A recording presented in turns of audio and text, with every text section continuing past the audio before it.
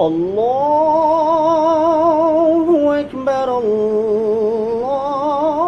الله أكبر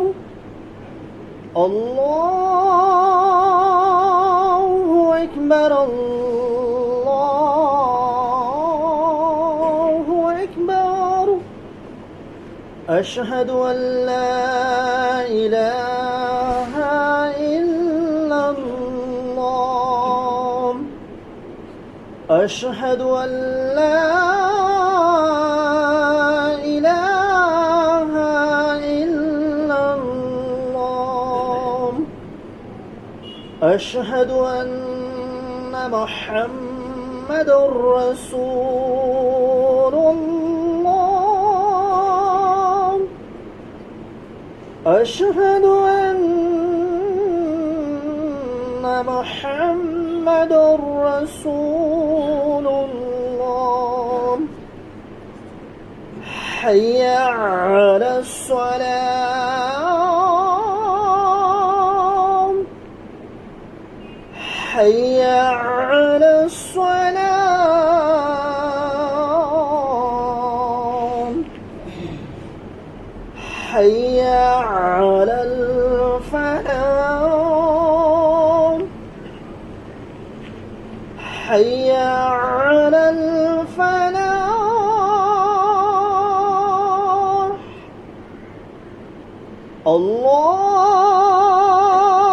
الله أكبر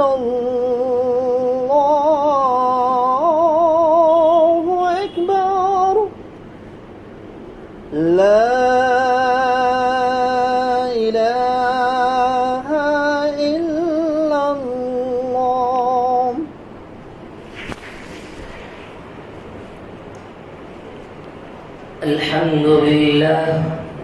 الحمد لله علي الذات سمي الصفات كبير الشان جليل القدر رفيع الذكر مطاع الأمر جلي البرهان ونشهد أن لا إله إلا الله وحده لا شريك له ونشهد أن سيدنا ونبينا ومولانا محمدا عبده ورسوله أرسله بالحق بشيرا ونذيرا فداعيا إلى الله بإذنه وسراجا منيرا أما بعد أعوذ بالله من الشيطان الرجيم بسم الله الرحمن الرحيم وله الكبرياء في السماوات والأرض وهو العزيز الحكيم وقال تعالى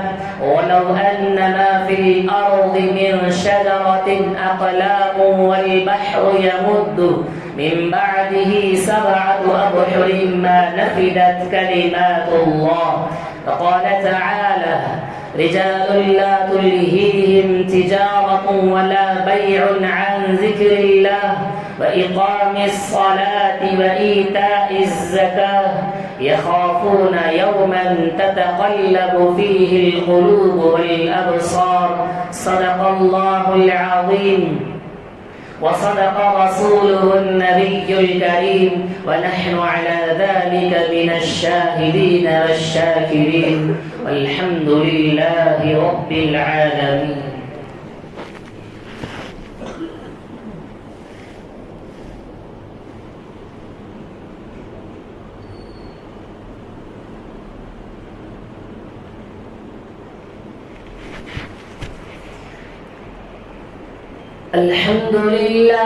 الحمد لله نحمده ونستعينه ونستغفره ونؤمن به ونتوكل عليه ونعوذ بالله من شرور أنفسنا ومن سيئات أعمالنا من يهده الله فلا مضل له ومن يضلله فلا هادي له ونشهد أن لا إله إلا الله وحده لا شريك له ونشهد أن سيدنا ونبينا ومولانا محمدا عبده ورسوله أرسله بالحق بشيرا ونذيرا وداعيا إلى الله بإذنه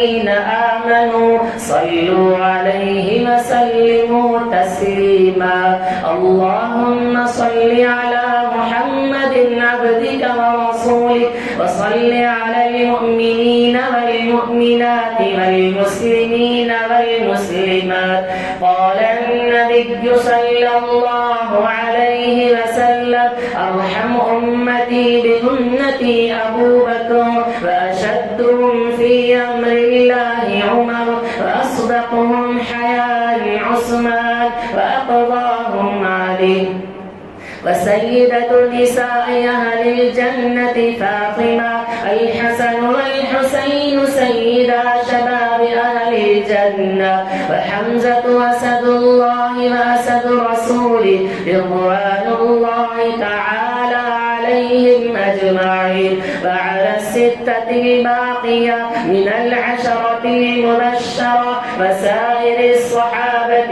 رضوان الله تعالى عليهم أجمعين اللهم اغفر للعباس وولده مغفرة ظاهرة وباطنة لا تغادر ذنبا الله في أصحابي لا تتخذوهم غرضا من بعدي فمن أحبهم فبحبي أحبهم ومن أبغضهم فببغضي أبغضهم وخير القرون قرني ثم الذين يلونهم ثم الذين يلونهم اللهم انصر الإسلام والمسلمين اللهم انصر الإسلام والمسلمين اللهم وفقنا لما تحب وترضى واجعل آخرتنا خيرا من الأولى اللهم اغفر للمؤمنين والمؤمنات والمسلمين والمسلمات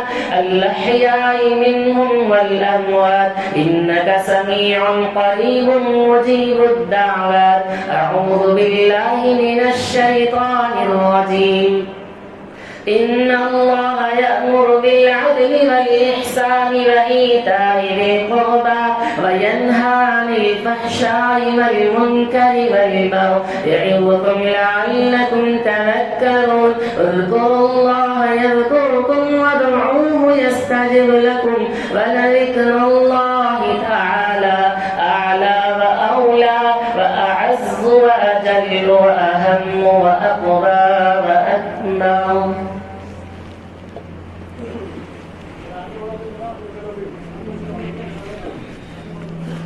सफेद दुरुस्त कर ले अपना मोबाइल बंद रखें कंधों से कंधा मिलाए रखें दरमियान में खाली जगह ना छोड़ें सबसे पहले मस्जिद के अंदर वाला हिस्सा पूरा करें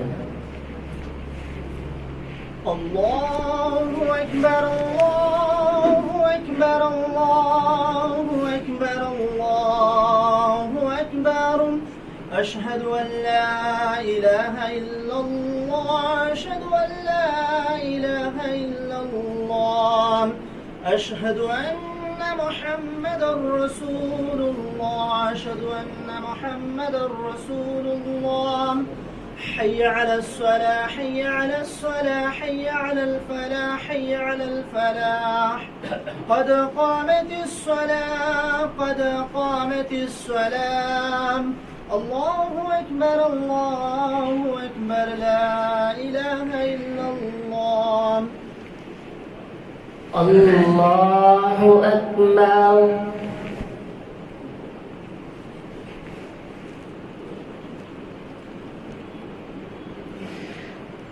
الحمد لله رب العالمين الرحمن الرحيم مالك يوم الدين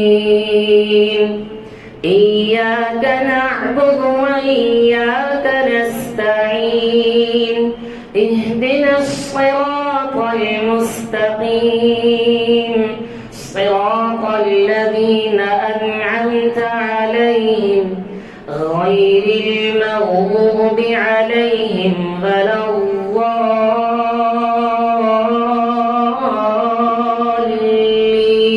الضالين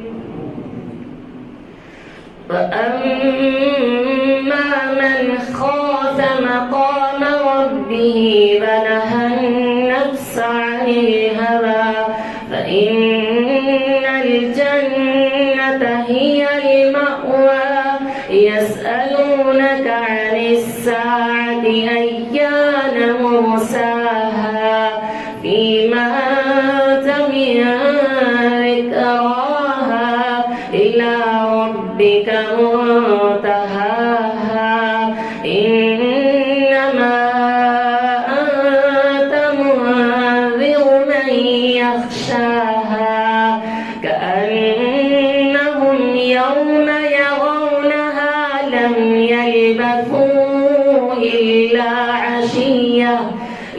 يلبثوا إلا عشية أو ضحاها. الله أكبر.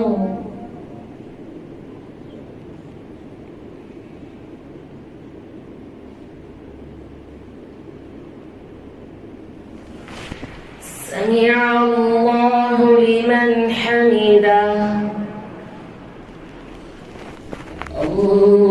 الله أكبر.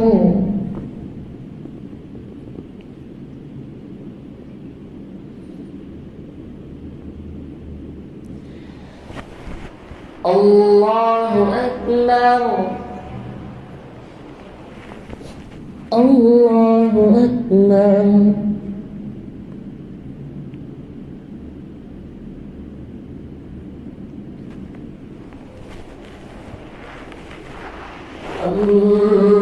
الله أكبر. الحمد لله رب العالمين الرحمن الرحيم مالك يوم الدين إياك نعبد وإياك نستعين اهدنا الصراط المستقيم صراط الذين أنعمت عليهم غير المغضوب عليهم ولا الضالين.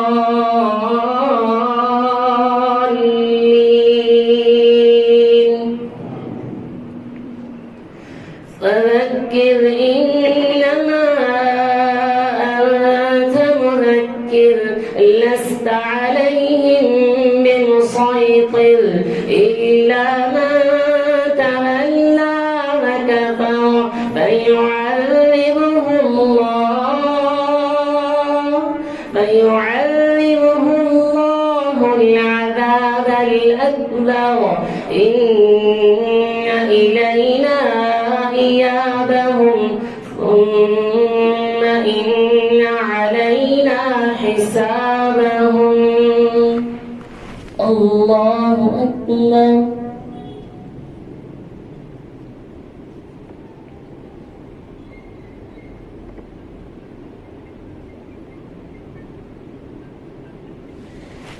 سمع الله لمن حمده.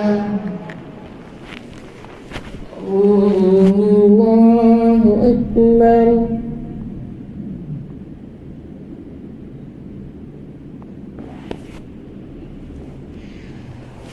الله أكبر.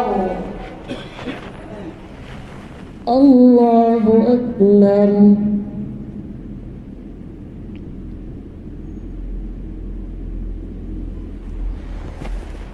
الله أكبر.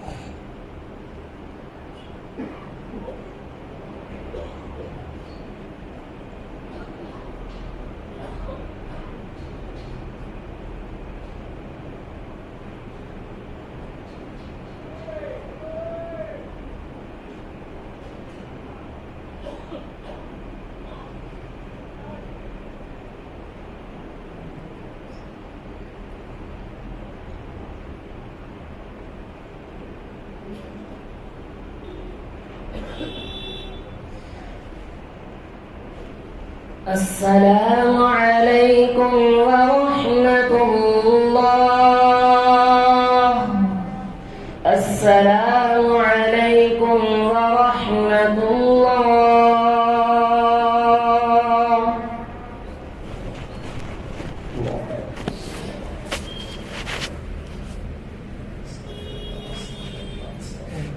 لله رب العالمين والصلاة والسلام على رسوله سيدنا محمد وعلى آله وأصحابه أجمعين.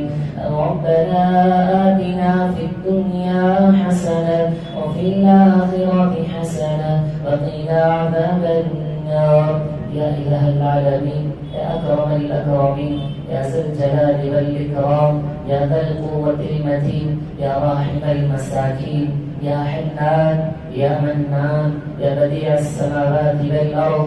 اے اللہ، تو بڑا قدرت والا ہے، تو رحم والا ہے، تو کرم والا ہے، تو مالک الملک ہے، ذو الجلال والاکرام ہے، زمین و آسمان کا مالک ہے، چاند ستارے سورج کا مالک ہے، تمام چیزیں تیرے قبض قدرت میں ہیں رب العالمین. اے اللہ، ہم تیرے بندے ہیں، تیرے دربار میں بیٹھے ہیں، تیرے سامنے ہاتھ پھیلائے ہیں. اے اللہ، ہماری دعائیں قبول فرما، ہماری نماز جمعہ قبول فرما، ہماری نماز جمعہ قبول فرما، ہماری عبادت میں اخلاص نصیب فرما، ہمیں قرآن مجید پڑھنے کی توفیق نصیب فرما، ہمیں تیرے ذکر کی توفیق نصیب فرما. اے اللہ، تیرے نام کی بلندی اور برکتی کو بیان کیا جاتا ہے، اذان کے کلمات کو بتلایا جاتا ہے، اس میں تیری بڑائی ہے یا اللہ، جس میں تیری گواہی ہے، جس میں تیرے نبی کی گواہی ہے، جس میں نماز کی طرف بلاوا ہے، کامیابی کی طرف بلاوا ہے. یا اللہ، ہم ناکارہ بندے، ہم گنہگار بندے، ہم کلمات کو سننے کے باوجود بھی یا اللہ لاپرواہی برتتے ہیں، کلمات کا جواب نہیں دیتے، اذان کے بعد کی دعائیں نہیں پڑھتے، اس وقت میں بھی ہم سے گناہ ہو جاتا ہے. رب العالمین، اے اللہ، ایسی لاپرواہی سے ہماری حفاظت فرما، ایسی ایمان سے ہماری حفاظت فرما، ہمارے کردار کو درست بنا، ہمارے اخلاق کو درست بنا، ہمارے سیرت کو درست بنا، ایسا کردار، ایسا اخلاق، ایسے صفات عطا فرما جیسے میرے نبی کے تھے. اے اللہ، ہمارے نبی جیسے اخلاق نصیب فرما، ان کی جیسی عبادت نصیب فرما. اے اللہ، ایسی نافرمانی میں ہم گزرتے جائیں گے. اے اللہ، جب موت آ جائے گی، قبر میں آنا ہوگا، اللہ قبر میں تیرے سامنے کیا جواب دیں گے؟ تیری حاضری کیسی ہوگی؟ اے اللہ، تیرے سامنے کیسے آئیں گے؟ اے اللہ، پل صراط سے بھی گزرنا ہے، میدان حشر میں بھی آنا ہے. اے اللہ، تیری حاضری، اللہ تیرے سامنے آئیں گے. اے اللہ، اس وقت میں شرمندہ ہونے سے حفاظت فرما. اے اللہ، اس سے پہلے سچی اور پکی توبہ نصیب فرما. اے اللہ، قبر کے عذابات سے حفاظت فرما، صراط پر بجلی کی طرح گزرنا نصیب فرما، میدان حشر میں خوشی والا چہرہ نصیب فرما. اے اللہ، وہاں تیرے دیدار نصیب فرما. اے اللہ، تیرے نبی کی ہاتھ سے حوض کوثر نصیب فرما. اے اللہ، تیرے نبی نے اس امت کے لیے کتنا رویا ہے. اے اللہ، رات بھر دن بھر عبادت میں مشغول، صرف امتی کا فکر تھا. اے اللہ، تیری امتی اس طرح گناہوں میں ملوث ہیں. اے اللہ، اسی گناہ کی حالت میں آئیں گے. اے اللہ، کل قیامت کے دن تیرے نبی کے سامنے حاضری ہوگی. اے اللہ، تیرے نبی نے اس امت کے لیے اتنا رویا ہے. اے اللہ، تیرے نبی کے سامنے کیا چہرہ دکھائیں گے؟ کس منہ حاضر ہوں گے تیرے نبی کے سامنے؟ اے اللہ، ہماری حفاظت فرما، مساجد کو آباد فرما. اے اللہ، مساجد کی حفاظت فرما. اے اللہ، اذان کی پابندیوں سے ہماری حفاظت فرما. یا اللہ، کھلے عام کہہ رہے ہیں کہ مسلمانوں کو قتل عام کریں گے. یا اللہ، یہ کیا قتل عام کرنے والے ہیں؟ یا اللہ، تو بادشاہوں کا بادشاہ ہے. یا اللہ، تو ہماری حفاظت کرنے والا ہے. سب کچھ تو ہی ہے. اگر تو ایک مرتبہ ہمارے پر نظر کرم فرما دے تو ہم محفوظ ہو جائیں گے. ایک مرتبہ نظر کرم فرما دے، اپنے رحمت کے آغوش میں لے لے. یا اللہ، یا اللہ، بدر سے حفاظت فرما. غیبت سے حفاظت فرما، جغل خوری سے حفاظت فرما، ہر گناہ کے کام سے ہماری حفاظت فرما، ہماری عبادت قبول فرما، ہماری ماؤں بہنوں میں اخلاق نصیب فرما، بے پردگی کو ختم فرما، گھروں میں نمازوں کو آباد فرما، یا اللہ گھر میں قرآن کی تلاوت کو عام فرما، اے اللہ تیری یاد سے ہم سب کو اپنی زبان کو تر کرنے کے توفیق نصیب فرما۔ جتنے تیرے بندے یہاں بیٹھے آمین کہہ رہے ہیں، ان کے آنے کو، ان کے آمین کے کہنے کو قبول فرما، ان کے نماز کو قبول فرما، ان میں جتنے بھی تاجر ہیں ان کی تجارت میں برکت عطا فرما، ملازمین کی ملازمت میں خیر و برکت کا معاملہ فرما، گھر میں چین و سکون کا راحت کا نصیب فرما، آپس میں محبت الفت پیدا فرما، بد اخلاق سے حفاظت فرما، بد کردار سے حفاظت فرما۔